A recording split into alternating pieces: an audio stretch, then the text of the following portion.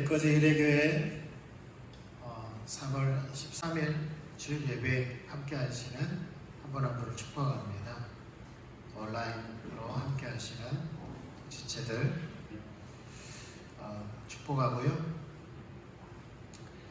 이 시간 기도하고 하나님께 예배로 나가겠습니다. 영광과 찬송과 존귀를 받기 합당하신 우리 주 하나님 아버지, 감사와 찬양을 올려옵니다. 이 시간도 우리가 예수 그리스도의 이름으로 이곳에 모였사오니 주님을 예배하오니 주님 우리 가운데 임재로 주의 영광으로 충만하게 임하시옵소서. 주님은 찬양받기 합당하십니다. 우리의 예배를 홀로 받기에 합당하십니다. 이 시간도 예수 그리스도의 이름으로 우리가 나아가오니 하늘문을 활짝 여시고 은혜의 보좌 앞으로 하늘 지성소로 나아가 우리가 하나님을 배우게 하옵소서. 주의 보혈로 우리를 덮어주세요. 이 시간도 우리가 하나님 앞에 나아갈 때 꺼리끼는 것이나 주저함이 없이 담대히 나아갈 수 있도록 다시 한번 그 십자가의 내를 보게 해주십시오. 감사합니다. 예수님의 이름으로 기도했습니다. 아멘.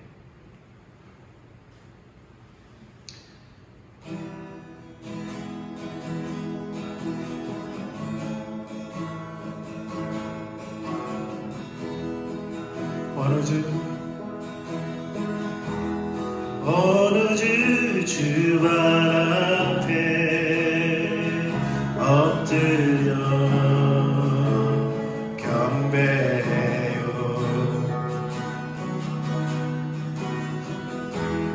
하늘의 별빛조차 주님을 노래요. 높으신 주의 이름 찬양해요. 어느 주 주발 앞에 엎드려 경배해요.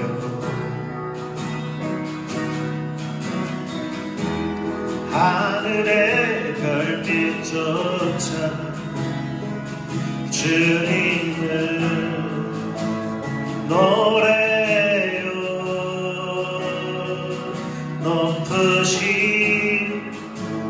주의 이름 찬양해요. 경배요.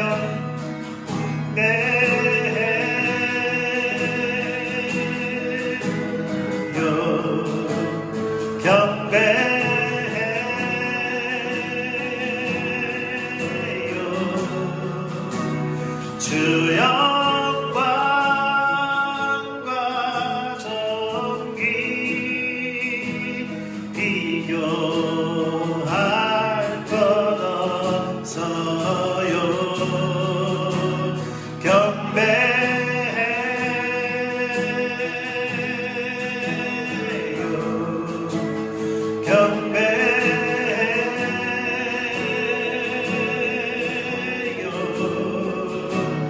주 사랑 날 감격해 매우. 어느 주 주발 앞에 엎드려 경배해요.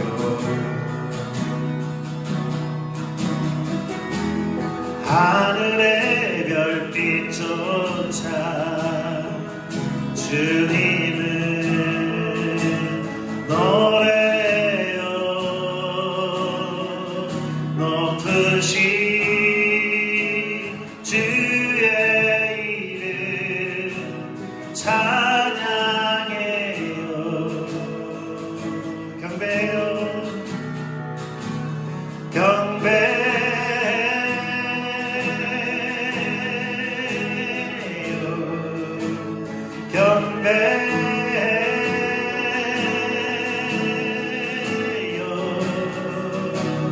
주 영광과 존귀 비교할 것 없어요.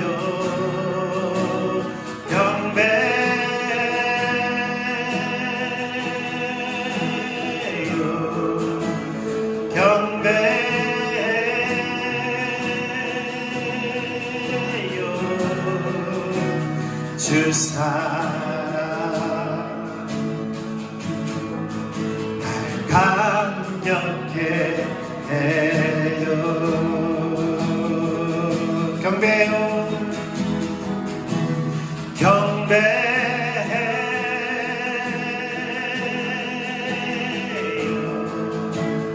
경배해요.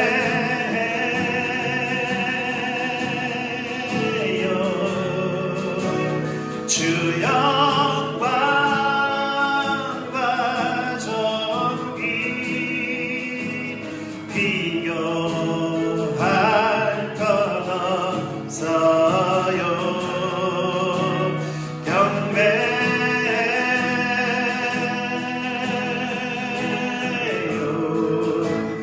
경배해요.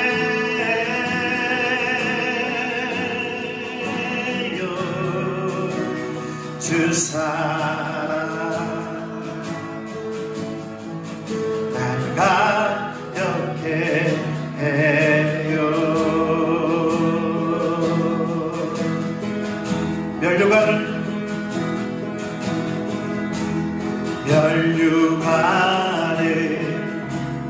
드립니다. 영원한 예수 그 원자 온 만물이 사모해요. 영광과 위엄의 하나님 거룩거룩 전능의 주 영원토록 주 높입니다. 천사들도 바닥대어 살아계신 주 경배해요. 면류관을 드립니다. 영원한 예수 그 원자 온 만물이 사모해요. 영광과 위엄의 하나님 거룩거룩 전능의 주 영원토록 주 높입니다. 천사들도 바닥대어 살아계신 주 경배해요.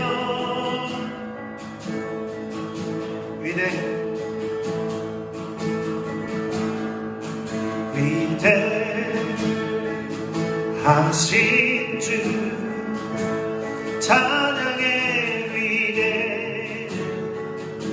위대하신 주 모두 보게 되리.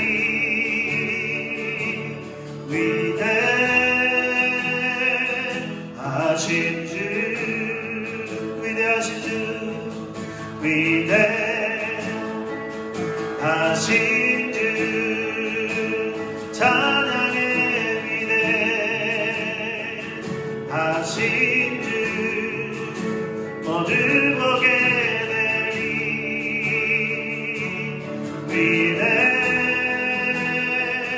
위대하신 주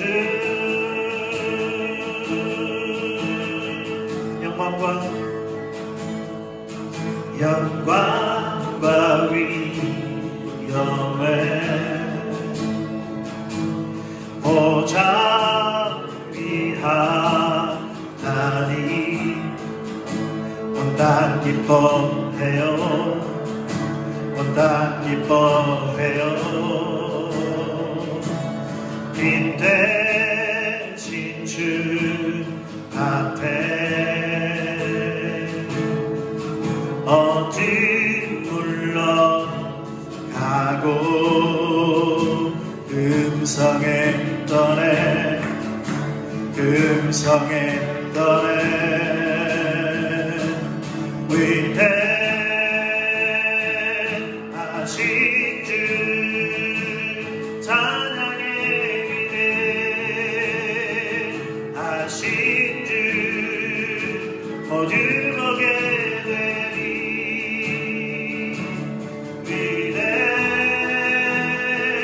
위대하신 주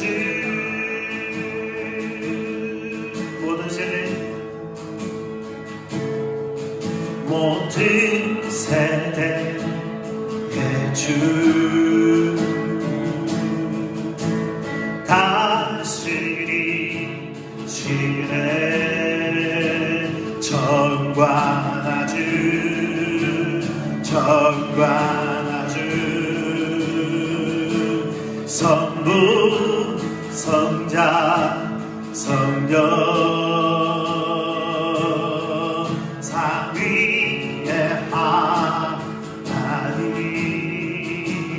유다의 사자 하나님 어린 양 위대하신 주 찬양의 위대하신 주 모두 보게 되리. 위대하신 주 위대하신 주 위대하신 주 찬양의 위대하신 주 모두 보게 되리. 위대하신 주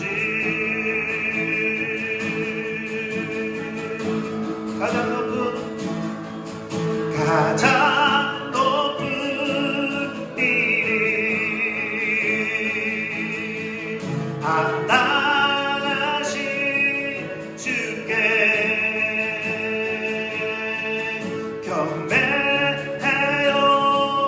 위대하신 주 가장 높은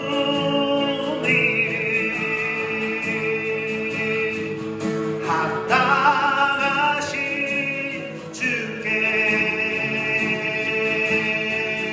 경배해요. 위대하신 주 가장 높은 이름 합당하신 주께 경배해요. 위대하신 주 위대하신 주 찬양의 위대하신 주 모두 보게 되리. 위대하신 주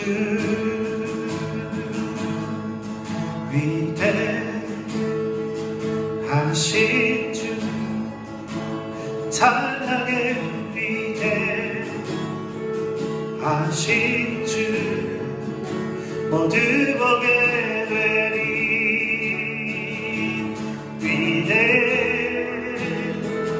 위대하신 주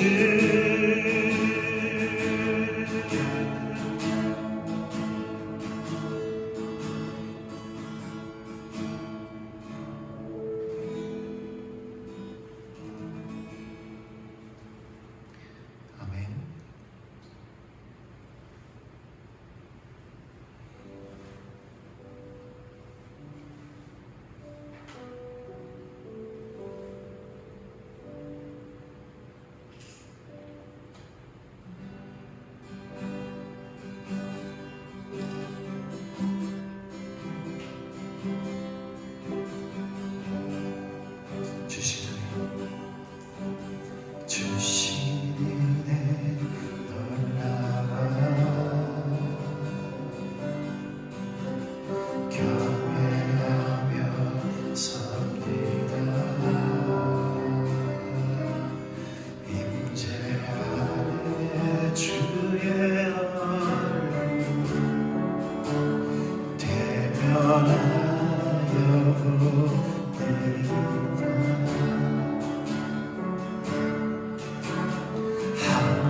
하늘과 땅 듯이 주님 날 부르셔서 실수 없는 사랑이 주를 보게 하시네. 나의 사랑 예수 주님 사랑해요. 주님 계신 곳에 나 있기 원해요. 그리스도 내 안에 계신 주만 섬기기 원합니다. 내 평생 주님만 바라보며 주만 나르기 원해요. 주 뜻 이루소서. 내 맘 주께 진실케 하소서. 십자가 의지해 주 따르리. 주 따르리.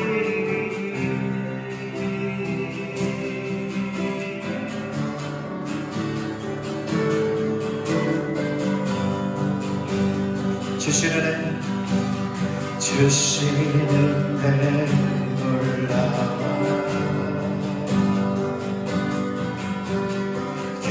경외하며 섭니다.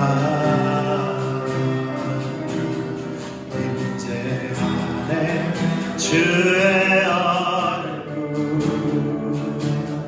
대면하여 봅니다. 하늘과 땅 만드신 주님 날 부르셔서 실수 없는 사랑 안에 주를 보게 하시네. 나의 사랑 예수 주님 사랑해요. 주님 계신 곳에 나 있기 원해요.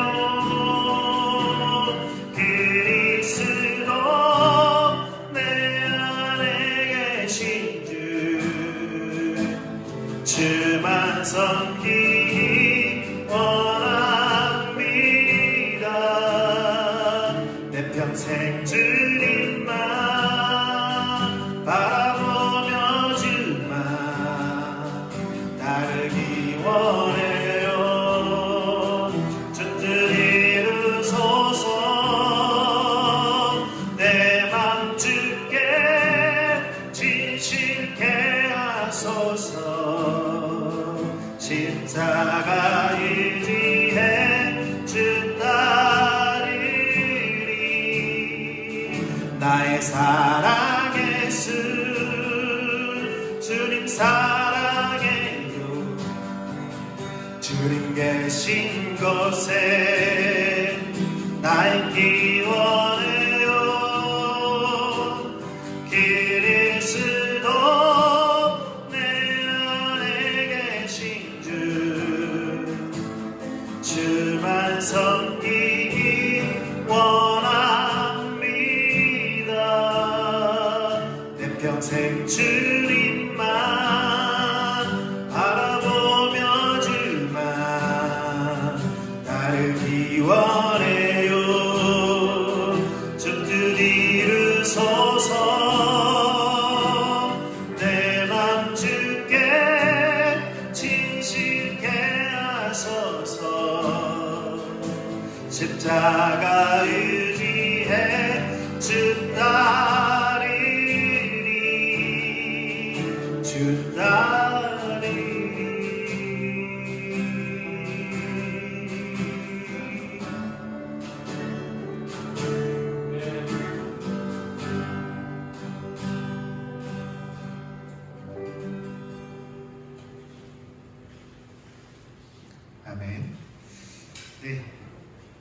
서로 은인사, 선인사 사랑합니다. 축복합니다. 인사하시기 바랍니다.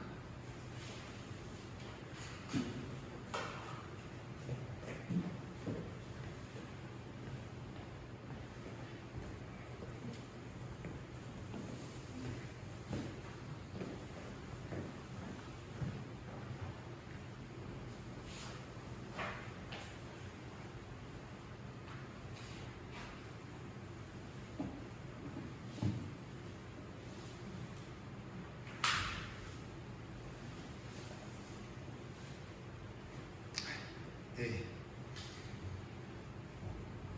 벌써 코로나 팬데믹이 시작된 지가 2년이 넘었습니다.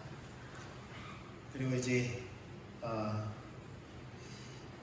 델타를 넘어서 오미크론, 이제 한두 주간이 정점이라고 하는데요. 또 새로운 변이가 또 출몰하고 있는데 예의주시하는 단계, 과연 그게 이제 전염성이 얼마나 될지는 전문가들이 지금 예의주시하고 있는데요. 그러니까 델타와 코로나가 합쳐진 변이, 델타와 그 오미크론이 합쳐진 변이.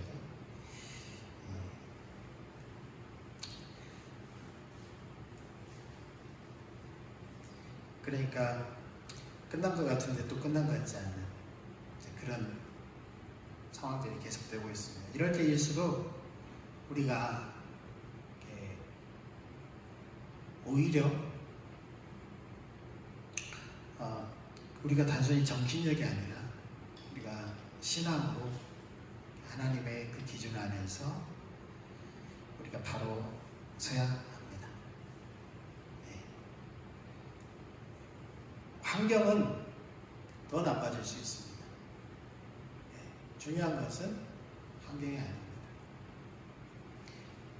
문제는 그 환경을 대할 때 우리가 그 환경을 통해서 하나님께서 의도하시는 그 의중, 하나님의 의중과 하나님께서 우리를 어디로 인도하기 원하시는지 그것을 보면서 하나님의 의중을 알 뿐만 아니라 하나님의 길이 어디 있는지를 끊임없이 우리가 찾고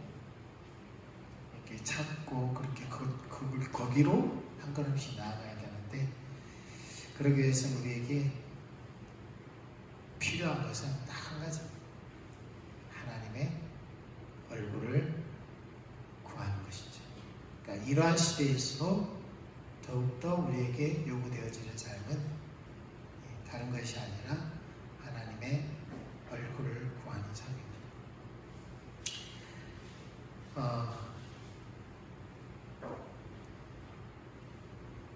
또 우리 지체 가운데 어린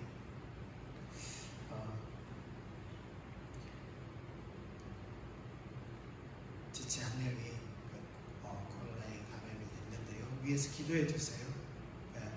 백신을 1, 2차 다 맞아서 큰 증상은 없습니다.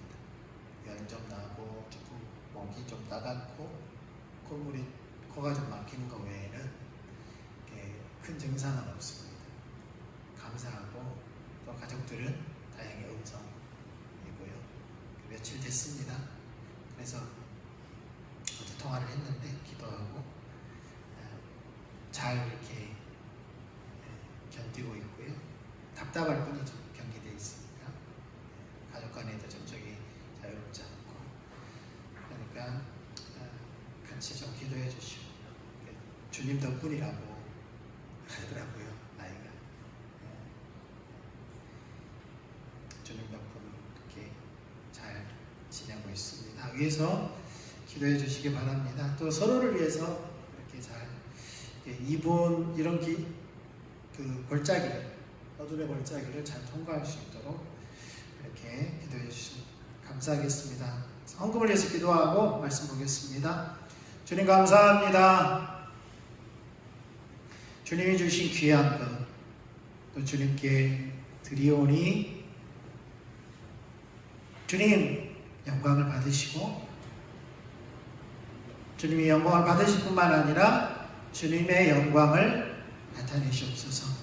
주의 자녀들에게, 주의 백성들에게, 주의 백성들이 가는 곳마다, 그곳이 학교이든지 학원이든지, 그곳이 직장이든지 사업장이든지, 주님 다니엘에게 주셨던 그 복을, 또 요셉에게 주셨던 그 복을 주님 백성들에게, 자녀들에게 허락하여 주시옵소서. 특별히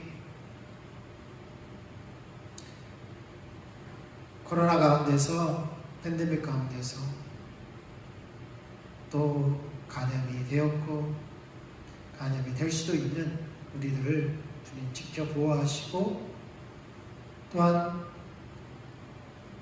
이러한 일들을 통하여서 우리가 주님을 더 알기 원하고 주님의 길을 더 알기 원하오니 주님 우리에게 말씀하시고 우리를 인도하여 주시옵소서. 주님을 찬양합니다. 감사합니다. 예수님 이름으로 기도했습니다. 아멘. 하나님 말씀 보겠습니다. 히브리서 3장입니다. 히브리서 3장 7절로 12절입니다. 히브리서 3장 7절로 12절, 오늘 마지막 시간입니다. 같이 읽겠습니다. 그러므로 성령이 이르신 바와 같이 오늘 너희가 그의 음성을 듣거든 광야에서 시험하던 날에 거역하는 것 같이 너희 마음을 완고하게 하지 말라. 거기서 너희 일조가 나를 시험하여 증언하고 40년 동안 나의 행사를 보았느니라. 그러므로 내가 이 세대에 노하여 이르기를 그들이 항상 마음이 미혹되어 내 길을 알지 못하는도다 하였고, 내가 노하여 맹세한 바와 같이 그들은 내 안식에 들어오지 못하리라 하였느니라. 형제들아, 너희는 삼가 혹 너희 중에 누가 믿지 아니하는 악한 마음을 품고 살아계신 하나님에게서 떨어질까 조심할 것이요. 아멘. 그러니까 우리가 히브리서 3장 7절에서 12절을 통하여서 히브리서 기자는 우리에게 경고하고 있는 것입니다. 너희는 이스라엘 백성들처럼 광야에서 하나님을 시험하고 하나님을 분노케 했던 이스라엘 백성들처럼 그렇게 되지 말아라 라는 경고이죠. 그럼 그들이 어떻게 했길래 그러한 삶을 살지 말아라 하냐면, 그들은 하나님을 시험하고 거역했다는 거예요. 그러니까 하나님께서 왜 이스라엘 백성들을 광야로 인도했다고 했죠? 신명기 8장에 의하면 그들을 광야에서 낮추시고 겸손하게 그들을 낮추시고 하나님께서 말씀하시는 하나님 입에서 나오는 모든 말씀으로 사는 것을 알게 하려고, 가르치려고, 훈련하려고, 다시 말해서 믿음으로 사는 삶을 훈련하기 위해서 그렇게 하셨다는 겁니다. 그 테스트와 그 훈련을 크게 성경은 10번이라고 해요. 10번.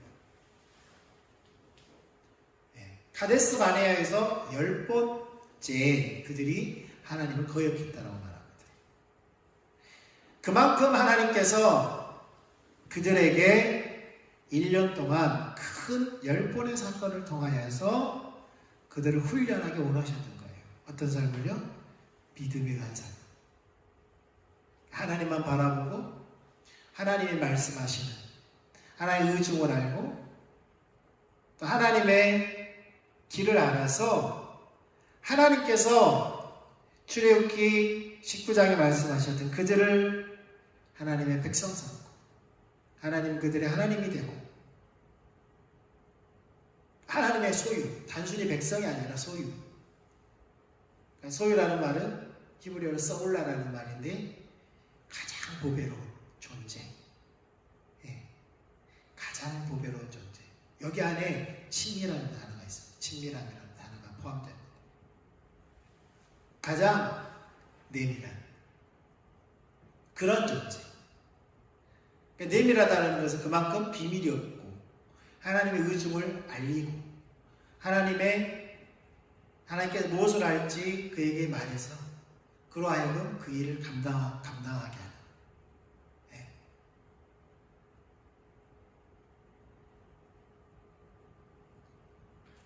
그러한 존재를 삼는 거죠. 그러한 존재. 구체적으로 하나님 그들을 제사장 나라 삼아서 열방이 그들을 통하여서 하나님께 돌아오는 그 일을 위해서 가나안 땅에 그들을 드리는. 그러니까 가나안 땅에서 그 일을 위해서 살아야 되는 거예요. 그 일을 위해서. 하나님과 친밀한 가운데서 하나님께서 말씀하시고 하나님께서 인도하시는 그 길을 따라 살아가면 가나안 땅은 사통팔달이라고 하나요? 예. 교통의 중심지예요. 요충지입니다. 예. 열방들이 그곳을 통하지 않고는 갈 수 없는, 아프리카에서 나올 때도 그렇고요. 그 다음에 페르시아를 비롯해서 이 동방에서 그리고 유럽 쪽에서 그쪽 그리고 또 지중해를 통하여서 들어오는 그 길들, 거기가 바로 아주 중요한 지리적으로, 정치적으로, 군사적으로도, 경제적으로도 매우 중요한 곳이었어요. 그곳에 이스라엘 백성들을 드린 거예요. 뭐 하려고요? 제사장 나라 삼기 위해서. 제사장 나라 삼기 위해서. 근데 그것을 알지 못하고 하나님께서 시험할 때에 그들은 번번이 낙방했다는 거예요. 낙방했어요. 낙방을 단순히 그냥 못 미친 것뿐만 아니라 하나님을 어떻게 했다고요? 분노케 했다고요. 그 다음에 하나님을 분노케 했을 뿐만 아니라 하나님의 길을 알지 못했다고요. 그러니까 하나님의 손을 구하는 삶, 그들의 이스라엘 백성들의 삶이 손을 구하는 삶이었는데, 하나님의 손을 구하는 삶이었는데, 그들의 특징을 보니까 매사에 하나님이 그들을 테스트할 때마다, 테스트할 때 그냥 낙방시키려고 테스트한 게 아니잖아요. 과락시키려고 테스트한 게 아니에요. 업그레이드 시키려고 하나님은 그들을 테스트했던 겁니다. 그런데 그때마다 오히려 어떻게 했다고요? 그 의도를 전혀 모른 채 그들은 하나님을 근심케, 분노케 했을 뿐만 아니라 왜 그럴 수밖에 없었어요? 하나님의 길을 몰랐기 때문에. 하나님의 길을. 네. 하나님의 길을 모르니까 항상 어디에만 관심이 있어요? 자기 문제 해결에만 관심이 있어요. 그러니까 당장 어려운 일을 만나면 어떻게 해요? 불평이 가득해요. 불평. 모세와 아론에게 원망을 했지만 그들은 결국 누구를 불신한 거예요? 하나님을 불신한 겁니다. 그럼 그들이 하나님을 몰랐느냐? 하나님은 10가지 재앙을 통하여서 하나님은 자신을 이스라엘 백성들에게 드러내셨어요. 당연히 그 재앙은 애굽에 내렸습니다. 애굽에 내렸어요. 이스라엘 백성들에게 내린 게 아니에요. 애굽에 내렸어요. 그러면 당연히 애굽 사람들이 하나님이 어떤 분인지 알았죠. 그럼 이스라엘 백성들은 처음에는 그 재앙하고 자기들하고 별 상관이 없었어요. 왜? 애굽에 내리니까. 그런데요, 나중에는 보니까 그들이 살고 있는 고센 땅만 그 재앙이 피해갑니다. 고센 땅만. 예를 들어서 이겁니다. 우박이 내려도 고센 땅에 내리지 않습니다. 흑암이 가득해도 고센 땅만은 흑암이 없습니다. 마지막에 하나님의 말씀대로 6월절 어린 양을 잡아서 피를 운설주에 발랐을 때에 그 피를 바른 그 집만 하나님의 재앙이 지나갔어요. 그러니까 하나님은 세상을 향하여서 자신을 드러냈을 뿐만 아니라 그것이 누구와 연관이 있어요? 이스라엘 백성들하고 연관이 있음을 드러내셨어요. 깊이 관련이 있음을 자신을 계시하셨다는 거예요. 그러니까 하나님이 어떤 분인지 그들에게 계시하셨어요. 보여주셨어요. 알리셨어요. 그런데 그들이 본격적으로 광야에서 어려운 일을 당했을 때에는 그것이 하나님을 향한 믿음으로 작동한 것이 아니라 하나님을 향한 불신앙으로 작동했다는 거예요. 그러니까 첫째로 하나님의 손을 구하는 삶에는 뭐가 없습니까? 네. 뭐가 있습니까? 근심, 하나님을 분노케 하는 삶. 두 번째는 하나님의 길을 알지 못해요. 세 번째는 불신이 가는 것. 오늘 네 번째와 다섯 번째를 살펴볼 건데요. 네 번째에는 세상 사랑이 다루어지지 않습니다. 세상 사랑이 다루어지지 않습니다.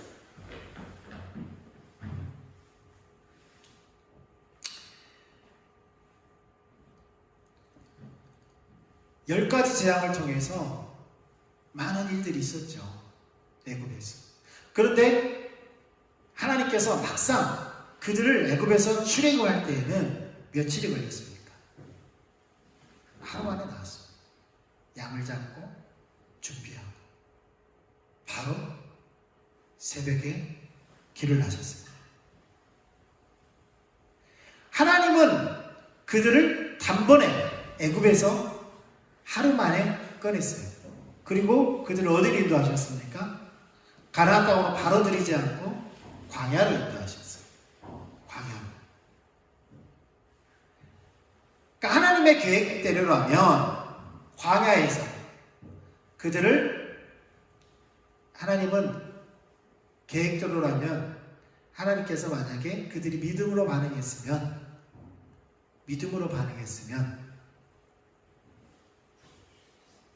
아브라함처럼, 아브라함이요 25년 동안 믿음으로 반응하지 않잖아요. 그런데 언제 반응해요? 이삭을 낳기 1년 전에 딱 반응합니다. 믿음으로. 내년 이맘때에 아들이 있습니다. 그때에 아브라함은 사라와 함께, 사라만 웃은 게 아니에요. 아브라함도 웃었어요. 아브라함도 웃었어요. 성경을 보시면 아브라함도 웃었어요. 사라도 웃었고요. 처음에는 그랬어요. 그런데 하나님께서 하나님의 뜻이 완고하고 분명한 것을 알 때 그들은 믿음으로 반응했습니다. 그래서 자신들의 생식 기능이 떨어진 걸 이미 확인했음에도 불구하고 그들은 정상적인 부부관계를 통하여서 아이를 임신합니다. 그게 믿음으로 반응한 겁니다. 만약 믿음이 하나님을 신뢰하지 않았으면 그들은 하나님의 뜻이 이루어지기를 바랍니다 라고 가만히 있었을지 모릅니다. 근데 믿음으로 행동했습니다. 행동했을 때 임신되어졌고 그리고 아들이 태어났는데 그 이름을 이삭이라고 하죠. 그렇게 했을 때 그는 하나님을 경험하죠. 하나님을 경험하고 믿음으로 경험하고 그리고 나중에 이삭을 드리라고 했을 때 그는 어떤 믿음까지 갔습니까? 죽은 자 가운데서 살리실 것을 믿는 그 믿음까지 갑니다. 그러니까 이스라엘 백성들도 저는 별 다르지 않았을 거라는 거예요. 하나님께서 그들이 홍해 앞에서 믿음으로 반응했다면 그들을 시내산 호렙산으로 모세에게 의도하셨던 대로 그곳에서 그들과 언약을 체결하고 바로 가나안 땅으로 들어갔을 겁니다. 시험이 10번이나 필요 없을 수 있었어요. 근데 하나님은 그들의 광야에서 10번의 시험을 통하여서 뭘 원하셨다면 그 그들 가운데에서 애굽을 사랑하는 것들이 있잖아요. 예, 나중에 만나주니까 만나주는 것도 감지덕지죠. 고기 없다고, 마늘 없다고 불평하잖아요. 그게 대표적인 세상 사랑인데, 그들 안에 그런 애굽을 빼내기 위해서 하나님께서는 그들을 광야로 인도하셨던 겁니다. 여러분, 그들 홍해길로 인도하지 않았고, 만약에 지중해 고센에서 지중해를 끼고 블레셋 땅을 향하여서 그곳을 통하여서 가나안 땅에 가면 7일 만에 간다고요. 7일 만에 가요.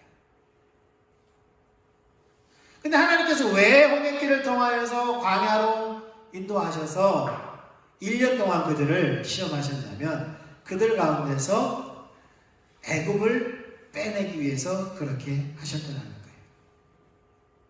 여전히 그들 안에는 그들이 하나님이 어떤 분인지 알았지만, 10가지 제약을 통하여서, 심지어는 홍해 사건을 통하여서, 기적을 통하여서 하나님의 능력을 보았지만, 그들 안에서 뭐가 빠지지 않았어요? 애굽이 빼내어지지 않았다는 거예요. 다시 말해서 세상 사랑이 10번의 시험을 통하여서도 다뤄지지 않았다는 겁니다.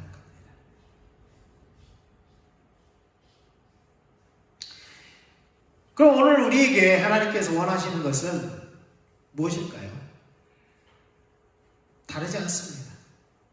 우리 안에 세상을 빼내기 원하십니다. 왜요? 하나님을 사랑하는 것이 어떤 의미입니까?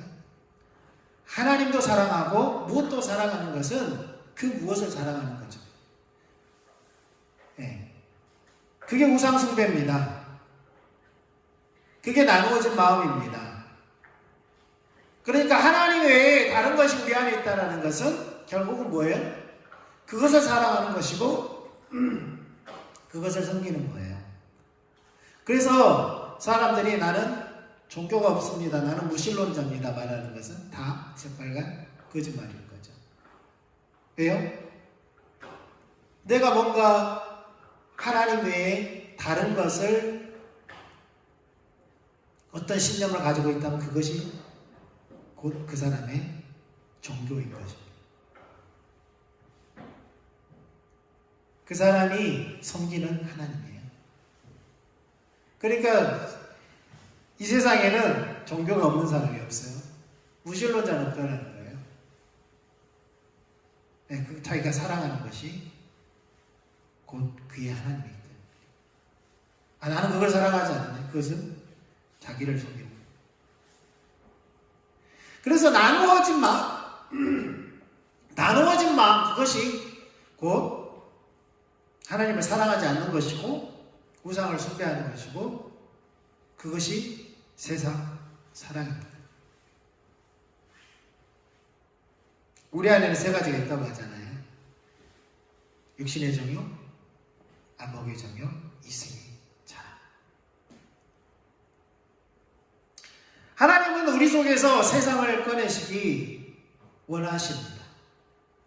그런데 우리가 이스라엘 백성들처럼 하나님의 손을 구하는 삶 가운데에서는 이 세상 사랑이 다루어지지 않는다는 거예요. 나는 하나님의 손을 구하지 않는데요. 나는 세상을 사랑하지 않는데요. 그런데 지난주에도 제가 말씀드렸지만 환경에 반응하는 것이 곧 뭐예요? 하나님을 신뢰하지 않는 거라고요. 네. 하나님을 신뢰하지 않으면 뭘 신뢰하는 거예요? 그것을 신뢰하는 거예요. 그것을 신뢰하는 거예요. 그게 바로 그것을 사랑하는 것이고 그것을 섬기는 거예요. 네.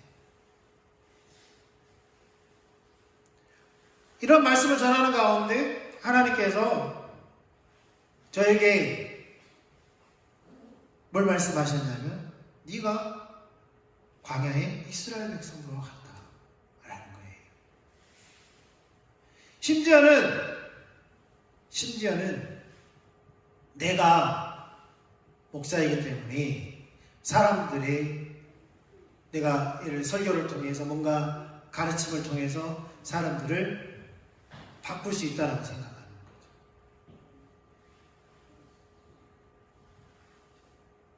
누가 바꾸는 겁니까? 하나님이 하시는 거죠. 하나님이 하시는 겁니다. 결국은 그게 뭐예요? 교만입니다. 욥은 우리가 보기에 욥처럼 깨끗한 사람이 어디 있습니까? 예. 성경은 그를 의인이라고 말합니다. 그런데 욥의 고백을 통해서 그가 무슨 죄를 고백합니까? 자기가 교만했다고 이렇게 고백합니다. 자기가 하나님을 다 안다고 생각했던 거죠. 그리고 결국은 이러한 것들이 환경에 의존한 믿음의 한 자락이라는 거예요.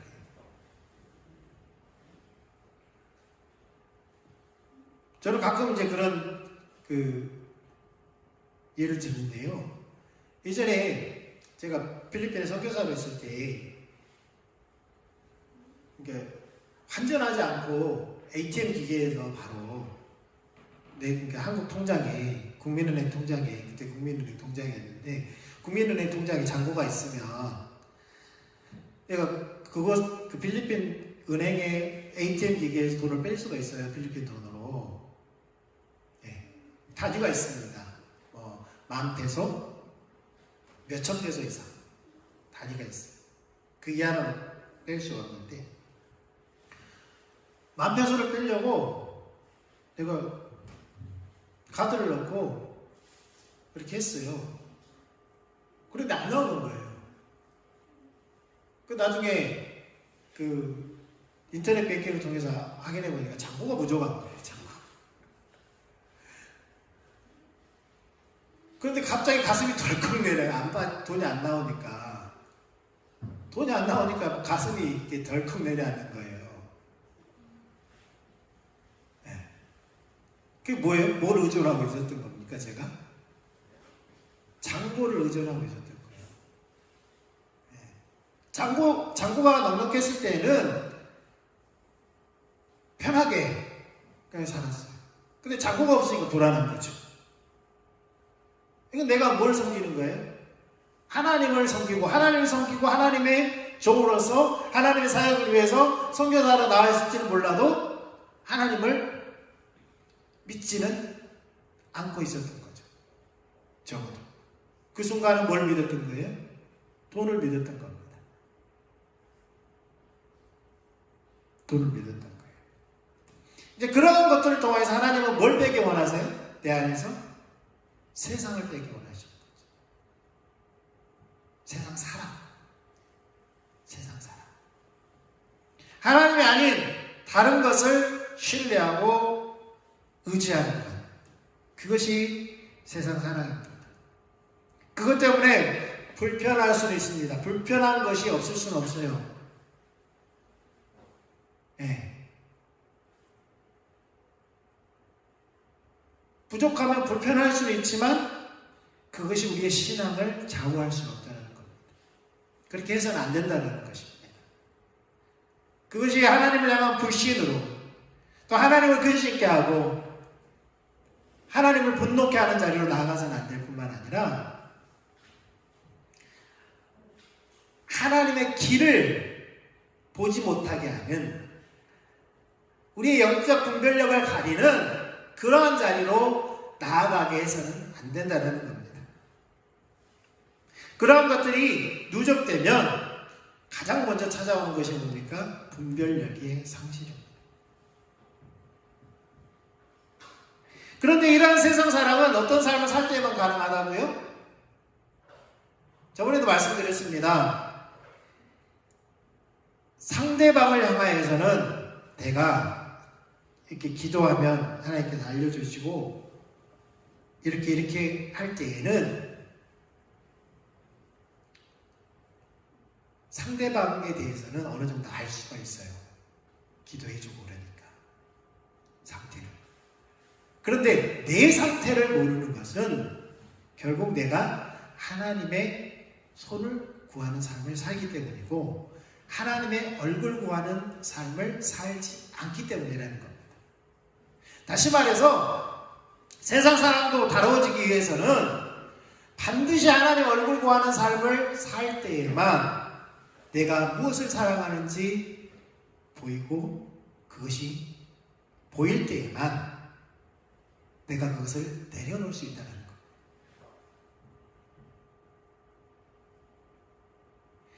내가 무엇을 사랑하는지 모르면 그것을 내려놓을 수가 없어요. 왜? 무엇을 내려놓아야 될지 모르겠네요.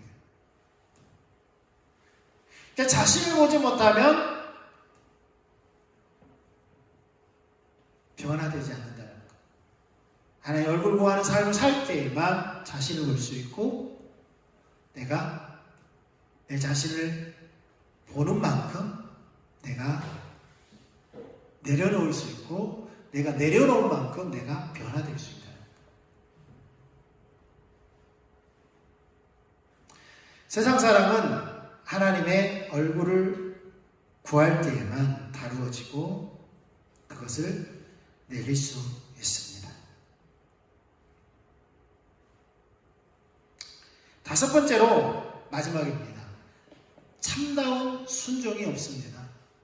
그러니까 하나님의 손을 구하는 삶에는 참다운 순종이 없습니다. 왜 참다운 순종이 없다고 말했냐면 선별적으로 순종할 수 있다는 겁니다. 전혀 순종을 하지 않는 것이 아니라 순종은 하되 선별적으로 순종한다는 겁니다.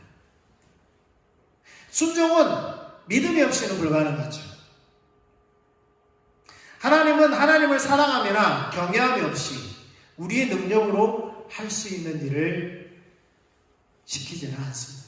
하나님은 언제나 하나님의 사이즈의 일로 우리를 인도하시는 거죠. 그래서 믿음이 필요한 겁니다. 그러니까 어떤 분은 이런 예를 들죠. 예. 그러니까 예전에 보면은 귀하죠. 하나님 앞에 1,000번제를 막 드린다거나 이렇게 작정해 놓고 막 기도하고 다 귀한 일입니다. 그렇지만 그것이 참다운 신앙은 아닐 수 있다는 거예요. 네.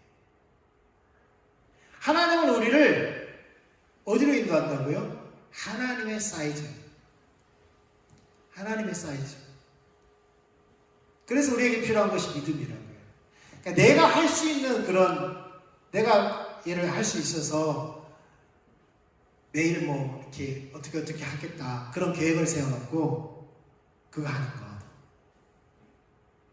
그런 믿음이 아니라 하나님께서 말씀하셨을 때에 데살로니가 교회처럼 자신들의 것을 넘어서서 자신들의 환경을 넘어서서 믿음으로 반응합니다. 네, 환경이 아니라 하나님 그분을 신뢰하고 믿음으로 반응합니다. 하나님이 말씀하셨을 때 중요한 것은 하나님이 말씀하셔야 됩니다. 하나님이 말씀하시지 않고 야 하나님이 저걸 기뻐하니까 내가 저걸 해야지 라고 하는 것은 올바른 믿음이 아닙니다.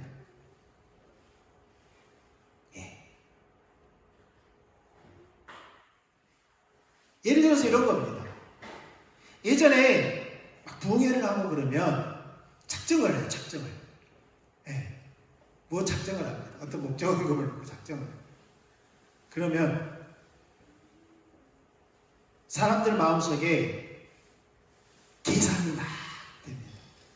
어떤 계산이 되냐면요. 이런 겁니다. 내가 이 목적을 위해서 헌금을 하면 하나님께서 나의 어떤 소원을 들어주실 거야. 여러분, 믿음으로 그렇게 했더니 이렇게 됐습니다.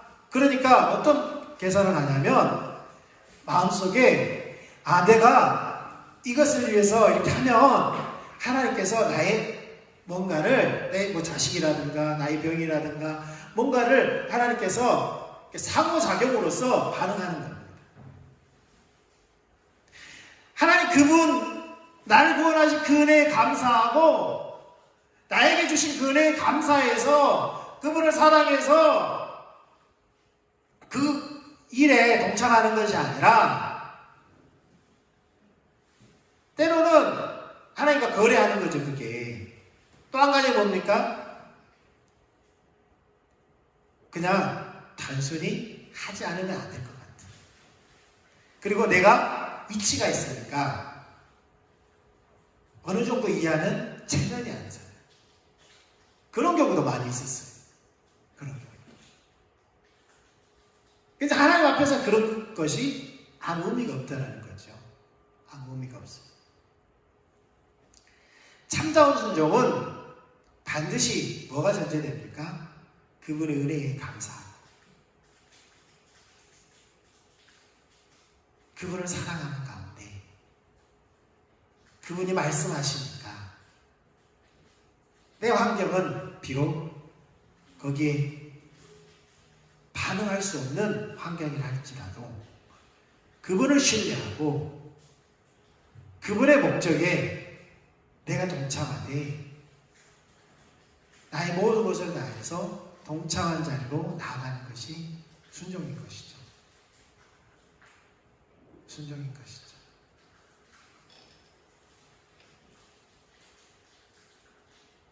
그런데 이 순종이 앞에 제가 말씀드렸던 세상 사랑이 다뤄지지 않는 것과 밀접한 관련이 있습니다. 네. 부자 청년의 예를 들어도 우리가 알 수 있죠. 부자 청년은 무엇을 사랑했어요? 돈을 사랑했어요.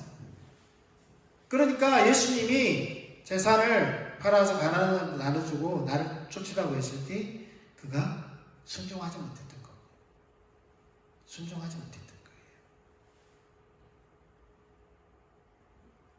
무엇을 사랑했기 때문에? 돈을 사랑했기 때문에. 그가 진정으로 관심이 있었던 구원, 영생, 천국에 진정으로 관심이 있었으면 그것을 그 나라를 위해서 마음껏 드리고도 남았겠죠. 오늘 우리가 마지막으로 하나님의 손을 구하는 삶의 특징에 대해서, 그러니까 하나님의 손을 구하는 삶 가운데서 특별히 하나님의 손을 구하는 삶 특징 5가지. 하나님의 손을 구하는 삶에는 뭐가 있다고요? 하나님을 근심하게, 더 나아가서 하나님을 분노케 한다. 또 한 가지는 하나님의 길을 알지 못한다. 또 한 가지는 불신이 가득하다. 네 번째는 세상 사랑이 다루어지지 않는다. 5번째는 선별적인 순종은 있을지 몰라도 참다운 순종은 없다라는 겁니다. 우리가 하나님의 얼굴 구하는 삶을 살펴보기 위해서 반대적인 하나님의 손을 구하는 삶을 살펴보았습니다. 그러니까 히브리서 기자가 왜 이것을 우리에게 전하고 있다고요? 너희는 이스라엘 백성들과 같이 하나님의 손을 구하는 삶을 살면 안 돼. 반대로 하나님의 얼굴 구하는 삶을 살아야 돼. 라는 것을 우리에게 말씀하고 있다는 겁니다. 우리 찬양하고 기도 마치겠습니다. 우리 마지막 불렀던 찬양 주 따르리 찬양하겠습니다.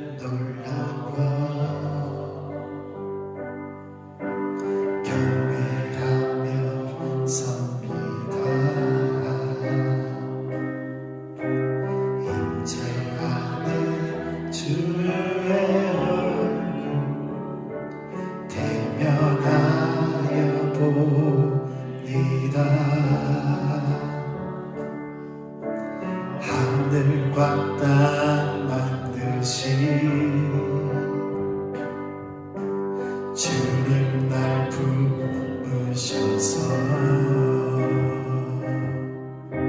실수 없는 사랑 안에 주를 보게 하시네. 나의 사랑 예수 주님 사랑해요. 주님 계신 곳에 날 기원해요. 그리스도 내 안에 계신 주만 섬기기 원합니다. 내 평생 주님만 바라보며 주만 따르기 원해요. 주껏 이루소서 내 맘 주께 진실케 하소서. 십자가 의지해 주 따르리 주 따르리.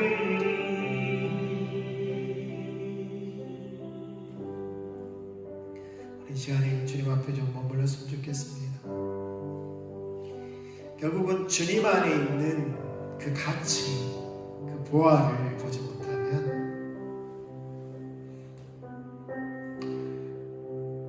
주님 아닌 것을 의지하는 우리 안에 있는 그 우상을 내려놓을 수 없습니다.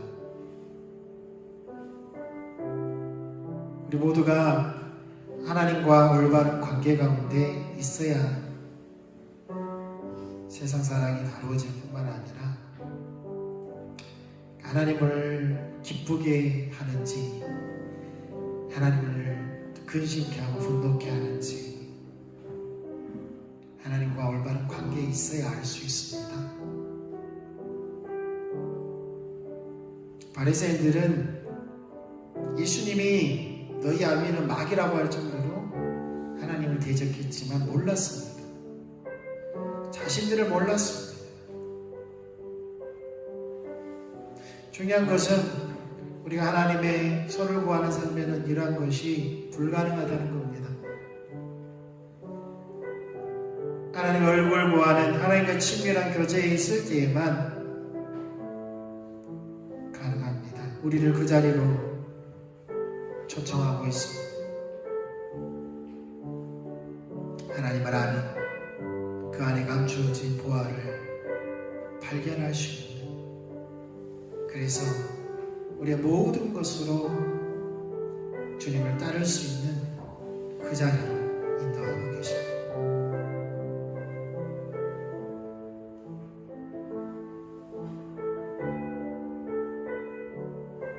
말씀 앞에 우리를 비춰보고요, 돌이킬 수 있으면 돌이키고 우리가 하나님 초청하는 그 자리로 나아갔으면 좋겠습니다. 오 주님, 감사합니다.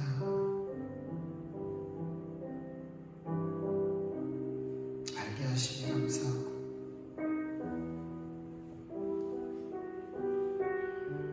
보게 하시니 감사하고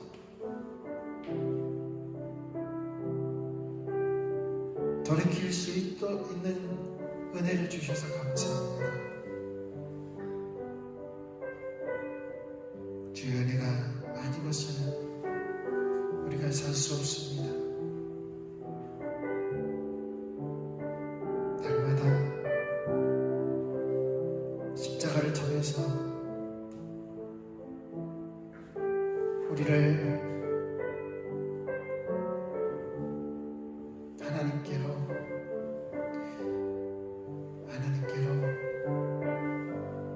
날마다 원스텝할 수 있는 그 은혜를 순간순간 경험하게 하시옵소서.